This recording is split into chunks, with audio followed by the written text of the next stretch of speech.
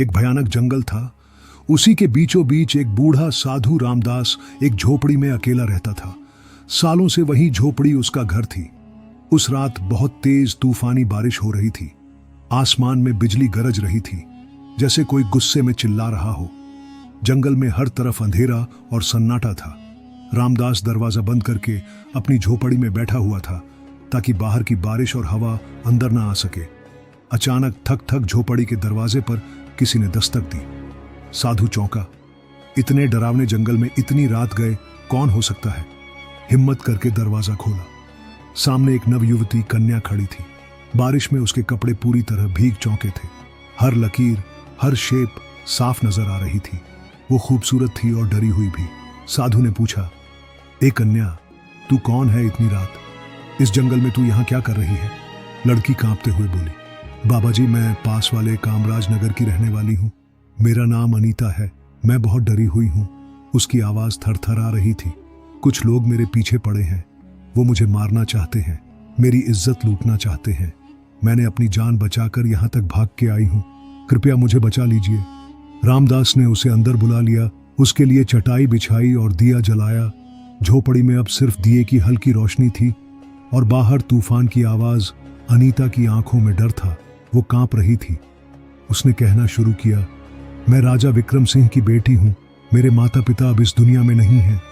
उनके जाने के बाद लोगों की नजर मेरी खूबसूरती पर टिक गई। वह मुझे छूना चाहते हैं, मेरा शरीर अपवित्र करना चाहते हैं। साधु रामदास उसकी बातें चुपचाप सुनता रहा। उसे लग रहा था कि यह लड़की कुछ और भी छुपा रही है। क्या उसका यहाँ आना सिर्फ इत्तेफाक है? बाहर तूफान बढ़ता जा रहा था। झोपड़ी के अंदर सिर्फ दो लोग थे, एक बूढ़ा साधु और एक जवान कन्या। कुछ देर बाद अनीता बोली, बाबा, मैं बहुत डरी हुई हूं। क्या आज की रात आप मुझे यहाँ रहने देंगे? रामदास ने उसकी तरफ देखा। उसकी आंखों में मासूमियत और डर दोनों थे। बूढ़े बाबा ने कहा, हाँ बेटी, आज रात तुम यहीं रहो। यह झोपड़ी तुम्हारी भी है। अनीता चटाई पर लेट गई। साधु रामदास उसे देख रहा था। वो खुद को रोक रहा था, मगर उसके मन में कुछ चल रहा था। कुछ अजीब, कोई हलचल, कोई बेचैनी। सालों से सोए कोई जज्बात आज रात अचानक जाग उठे थे।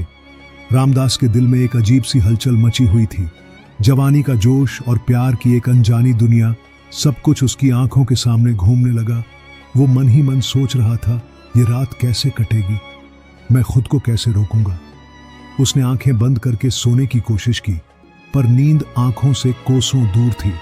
अनीता की भीगी हुई छवि बार बार उसकी आंखों में तैर रही थी। दिल की धड़कन तेज होती जा रही थी। इसी बेचैनी में सिसकियों की आवाज आई। रामदास चौंक गया। वो झटपट उठा और अनीता के पास गया। देखा कि वो लड़की रो रही थी। उसने नरम लहजे में पूछा, ए अनीता, क्या हुआ? तुम क्यों रो रही हो? लड़की ने कपकपाते हुए जवाब दिया, मेरे साथ कुछ ऐसा हुआ है जो मैं किसी को नहीं बता सकती। रामदास की आंखों में हैरानी थी। ऐसी क्या बात है जो मुझसे भी नहीं कह सकती? कौन सा राज है जो छुपा रही हो? अनीता की आवाज और धीमी हो गई। मैं कोई अच्छी लड़की नहीं हूं बाबा। मैं बहुत प्यास से भरी हूं। मैं भटकी हुई हूं। और फिर उसने वो बात कह दी जिससे रामदास का खून सूख गया। मैं एक आम लड़की नहीं हूं। मैं एक भटकी हुई आत्मा हूं। रामदास का शरीर कांपने लगा।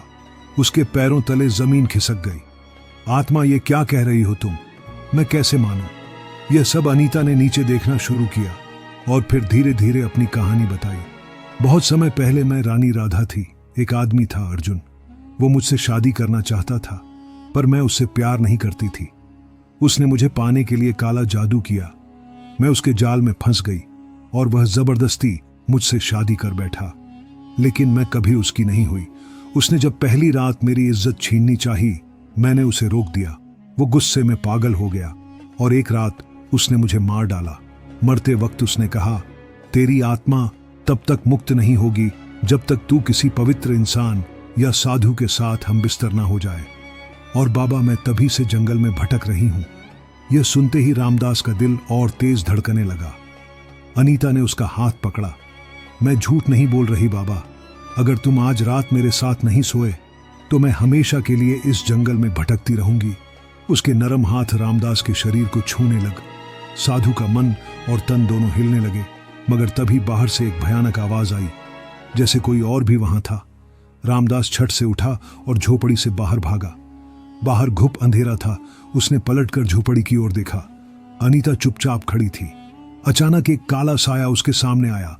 आवाज गूंजने लगी, मैं वही हूं जिसने इस लड़की को तेरे पास भेजा है। वो वही साया था जिसने काले जादू से अनीता की आत्मा को सालों से बांध रखा था। वो जोर से हंसने लगा और बोला, साधु रामदास, तुम अब मेरे जाल में फंस चुके हो, तुम बच नहीं सकते। रामदास ने गहरी सांस ली और शांति से जवाब दिया, तेरा काला जादू मुझ पर असर नहीं करेगा। तूने सोचा मैं एक लड़की की सुंदरता से भटक जाऊंगा। नहीं, यह मेरा रास्ता नहीं है। यह सुनकर अनीता की नजरें नीचे झुक गई। उसकी आंखों में शर्म थी। साया फिर गरज कर बोला, तुम भी तो इंसान हो, तुम्हारे अंदर भी तो वासना होगी, तुम कैसे बचोगे मुझसे।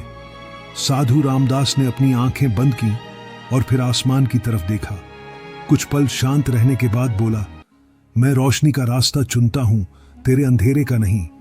अनीता की आंखों में आंसू आ गए। वो सोचने लगी, क्या मैं वाकई यह करने जा रही थी? क्या मैं किसी भले इंसान को अपने जाल में फंसा रही थी? रामदास ने नरमी से कहा, अनीता, तुम अपने अंदर झांको। क्या तुम यही बनना चाहती हो? मैंने कभी किसी स्त्री की ओर बुरी नजर से नहीं देखा, फिर तुम क्यों मेरी इज्जत छीनना चाहती थी? साया हंसने लगा। बहुत देर हो चुकी है साधु, अब इसका कुछ नहीं हो सकता। मगर अब अनीता की आंखों में एक नई रोशनी थी।